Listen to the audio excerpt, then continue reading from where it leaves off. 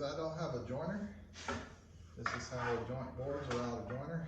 Use a 4-foot level or an 8-foot level. But you take the level, put it up against the fence. You put the board against the level. And if you want to take just a little bit off, so you're making sure that the board is square. So you get it lined up with the blade, lock your fence down.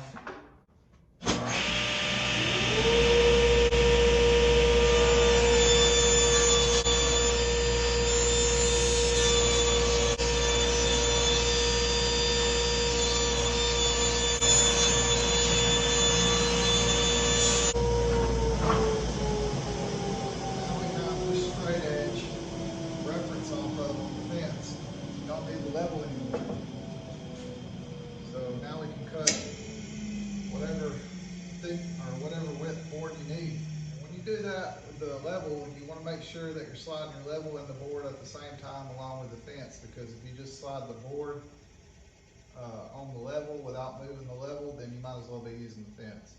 The level is your straight edge, so that's what the board's referencing off of. So now, since you referenced off that straight edge, now you have a straight edge on this board. You can turn it over, use it against the fence, and cut it like normal. When I was joining that board, this is what I was working on. This is a gorgeous cedar swing that I'm building for my dad.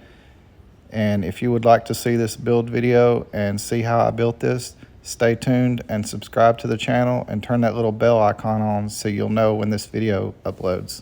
Thanks for watching. We'll see you next time.